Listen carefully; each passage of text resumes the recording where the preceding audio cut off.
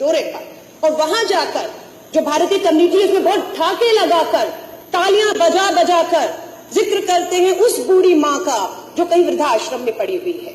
ये कहते हैं मेरी बात हुई एक मां से, जो पता नहीं कब बात होगी, बड़ी हैरानी की बात है, कौन से आश्रम की कौन सी मां से प्रधानमंत्री जी की बात हुई, जुमले गढ़ना इनसे सीखिए कोई।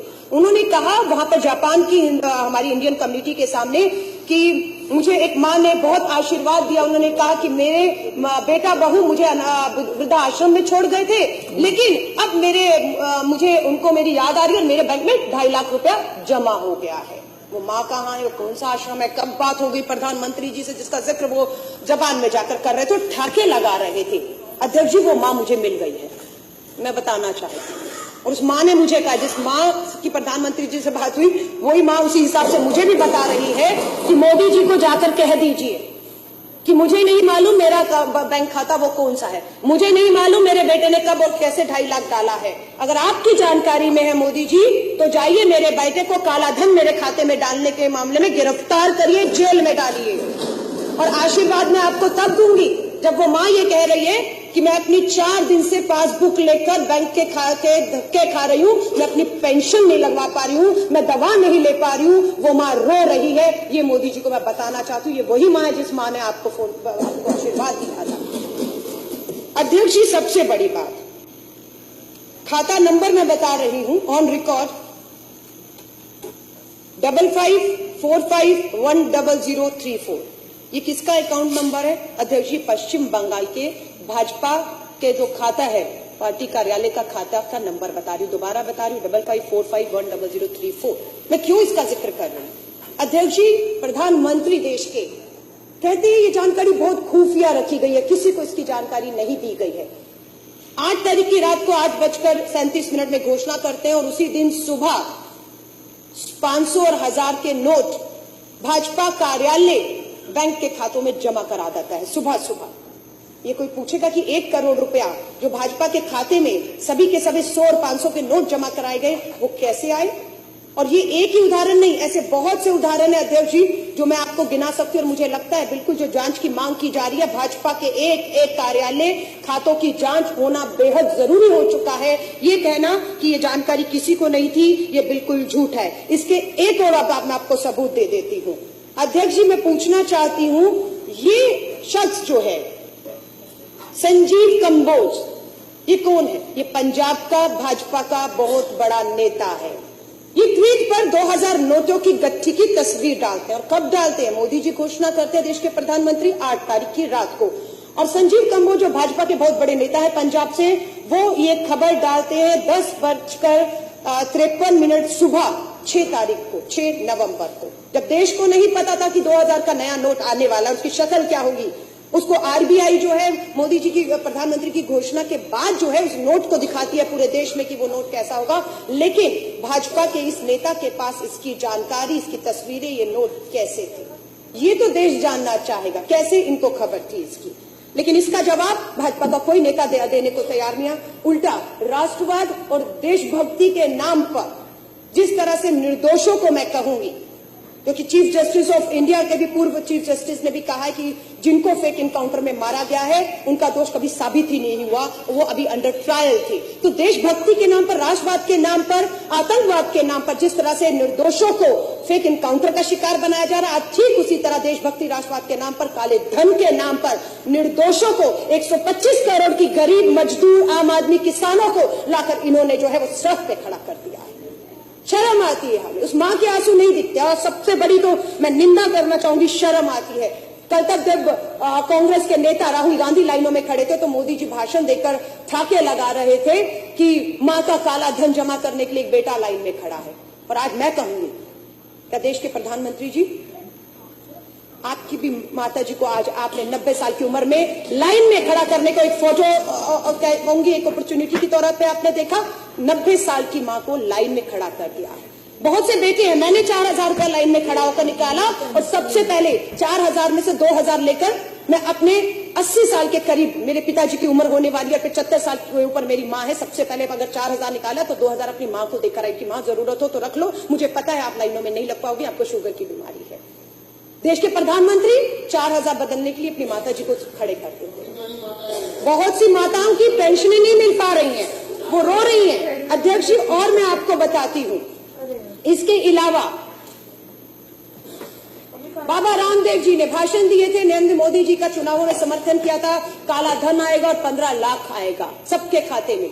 हम इसी देश का इंतजार कर रहे थे। जब मोदी जी घोषणा करने लग गए, मुझे लगा शायद काला धन वापस आ गया और सबके खातों में 15 लाख आने वाला है। लेकिन अध्यक्ष जी, होता क्या है, अभी एक अलवर की वीडियो जो है वो क्लिपिंग चल रही है किसी न्यूज चैनल की, उसमें बाबा रामदेव अलवर राजस्थान का कोई उपचुनाव होना है, उसके उम्मीदवार है, चांदनाथ प्रत्याशी है, उनके प्रचार में गए तो उनको भूल गए कि मेरे सामने माइक और कैमरे लगे हुए हैं। जो भाजपा के प्रत्याशी चांदनाथ हैं, वो बाबा रामदेव जी के कान में कहते हैं, अरे बड़ी मुसीबत आ गई, मेरा भी पैसा पकड़ा गया। ये उनके शब्द हैं। किसी ने कहीं से पैसे लाने में बड़ी दिक्कत हो रही है, हमारे पकड़े भी गए। अब बाबा रामदेव जी क्या कहते हैं, उनका हाथ पकड़ते, उन्हें चुप कराते, ये बात यहाँ बंद करो, बावले हो गए हो, यहाँ मत करो, फंस जाओगे। ये क्या सच्चाई है? क्लिपिंग चल रहा है लेकिन मीडिया नहीं दिखा रहा उसको। उसके ऊपर बाबा जी से नहीं पूछा जा रहा किसका कौन सा पैसा पकड़ा गया। ये वही बाबा रामदेव है जो आज पतंजलि में अंदर जो करोड़ों रुपया, मैं कह रही हूँ आप सरहद पे खड़े जवान का बाबा रामदेव हवाला दे रहे देशभक्ति के नाम पर। बाबा रामदेव जी, आपका हम लोग आपको तब हम मानेंगे जब आप पतंजलि के दरवाजे खोल देंगे और आटा और नमक और चीनी और भूखे जो लोग आज हैं उनके घर तक आपका पतंजलि का सामान पहुंचे। पर आपके यहाँ पर भी काले धन को सफेद करने का काम चल रहा है। दूसरा, भाजपा के ही बहुत बड़े नेता, बहुत नाम फेमस हुआ, सुषमा स्वराज जी वहां से चुनाव जब लड़ी थी, बिल्लारी ब्रदर्स करके माइन माफिया हैं, सीबीआई में उनके केस चल रहे हैं। 16 तारीख को उनकी बेटी की शादी है।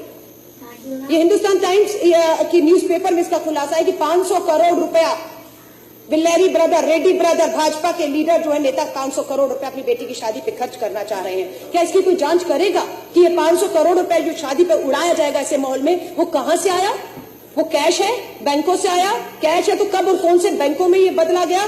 अध्यक्ष, इसकी कोई जानकारी अगर आप मांगेंगे तो आपको देशद्रोही कहा जाएगा। अध्यक्ष, अभी एक और हिंदुस्तान टाइम पंजाब की खबर आई है कि पंजाब में 2 लोगों को 2000 के जाली नोटों के साथ पकड़ भी लिया गया है। मैं चांदनी चौक से आती हूँ, हमारे यहाँ पर बहुत प्रचलन है, सुनने में आता है कि हवाला कारोबार होता है और आज तक और बहुत से चैनलों ने स्टिंग ऑपरेशन भी की। किस तरह से रातों रात काला पैसा जो है वो सोनहारों की दुकान पर पहुंचा, सुनहारों ने कैसे जो काला धन स्वीकार करते हुए किस तरीके से काला धन लेकर सोना बेचा है, इसका खुलासा हुआ। अध्यक्ष जी, हवाला के थ्रू कैसे पैसा हो रहा है, जाली नोट आ चुके हैं। बिल्कुल इसकी चिंता जो है वो इनको नहीं हो रही है। अगर आप प्रश्न करेंगे तो आपको देशद्रोही कहा जाएगा, आपको जो है। और मैं अध्यक्ष जी कहूंगी, नितिन जी प्लीज, ये अखबार की सच्चाइयां हैं। दिल्ली के 80% एटीएम खाली पड़े हुए हैं क्योंकि 100 का आपने 500,000 बंद कर दिया, उसके बाद एक ही नोट बचता है एटीएम में जो फिट होता था, वो 100 का होता था। और 100 की जो हकीकत है इस देश में, ये मैं नहीं कह रही, ये आंकड़े हैं। ये मेरे हाथ में इंडिया टुडे का न्यूज़पेपर है। इंडिया टुडे का न्यूज़पेपर ये बता रहा है कि देश में तो कुल करेंसी का जो 500 के नोट थे उसका 47% जो है वो हिस्सा था और जो 1000 के नोट थे उसका लगभग 37%। आप मानिए लगभग 80% जो करेंसी थी वो 500 और 1000 के नोट की थी। 80-85 बाकी जितना भी रह गया, कुछ प्रतिशत 100 के नोट से ये देश ये सोच रहे हैं कुछ यूं चल जाएगा। ये हकीकत है। पहले प्रधानमंत्री जी ने कहा मुझे 2 हफ्ते दे दीजिए, जापान में ठाके मार के हंसे, यहां पर आकर रोना शुरू कर दिया और अब 50 दिन मांग रहे हैं। और अर्थशास्त्री कह रही है कि 6 महीने तक ये व्यवस्था जो है वो सुधरने वाली नहीं है। अराजकता का माहौल सब जगह है। अगर दिल्ली के मुख्यमंत्री उन्हें चेतावनी भी देते हैं कि संभल जाइए, इस देश के हालात बहुत बदतर होने वाले हैं, लेकिन वो कहते हैं कि आप हमें धमका रहे हैं, आप हमें धमका रहे हैं। आश्रय लेना चाह रहे हैं कि कश्मीर में अगर स्टोन पेल्टिंग, अध्यक्ष जी, अगर बंद हो गया तो 500 के नोट बंद करने से हुआ है। तो मैं ये भी बता दूं, इस 500 के नोट के साथ स्टोन पेल्टिंग अगर पथराव वहां बंद हो चुका है, लेकिन खतरा पूरे देश में इसका पैदा हो चुका है। उसके उदाहरण है कि बहुत जगह लूटमार शुरू हो गई, काले बाजारी शुरू हो गई है, नमक तक को लेकर खारी बावली की दुकान को लूटा गया है। इन सब के लिए सरकार बिल्कुल भी तैयार नहीं है। 25,000 रुपए में कैसी होगी बेटी की शादी? इनका दर्द सुनने वाला कोई है? कौन नहीं चाहता? अध्यक्ष जी, एक माँ मुझे मिली जिसका मैंने फेसबुक पे वीडियो भी डाला है, 10 लाख लोगों ने उसको शेयर किया है। वो माँ ये कह रही है कि मैंने 50,000 रुपया 8 तारीख की सुबह अपनी बेटी की शादी के लिए उधार लिया था। वो 50,000 अब कागज रद्दी हो चुका है, कर्ज सिर पे खड़ा है, जिससे लिया है वो कहता है मुझे ये नोट वापस चाहिए। मैंने जब दिए थे तब ये चलते थे, अब मैं जो लूंगा वो लूंगा जो आज चलते हैं। वो माँ आज सड़कों पर खड़ी है, रो रही है कि बेटी की बारात रास्ते से वापस लौट रही है। इसी तरह बहुत उदाहरण है। All is not well at Azadpur Mandi. फल फ्रूट सब्जियां सड़ रही हैं, करोड़ों का नुकसान इस देश की अर्थव्यवस्था को लग रहा है। लोग बेरोजगार हो रहे हैं, जिनके पास 100 लोग काम करने वाले थे, सैलरी ना देने की वजह से उनको पता है कि 6 महीने तक अर्थव्यवस्था नहीं सुधरेगी, उन्होंने उसको नौकरियों से बेदखल करके बेरोजगारी भी एक बड़ा कारण बनना पड़ा।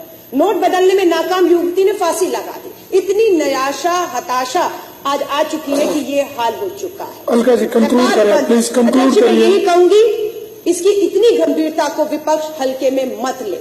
मैं आपसे कहूंगी, हालात, हम जमीन से जुड़े हुए नेता, हमारे नेता आजादपुर मंडी से लेकर मनीष सिसोदिया जी पूरा चांदनी चौक घूमे, जमीन की हकीकत को जानते हैं। जिस जमीन की हकीकत से देश के प्रधानमंत्री कोसों दूर हैं, अगर वो जमीन की हकीकत से वाकिफ होते तो पश्चिम बंगाल, बिहार, दिल्ली में उनका ये हाल नहीं होता। आज भी मैं कहूंगी समय है, समझ जाए। जय हिंद, जय भारत। सुनो राजेश गुप्ता।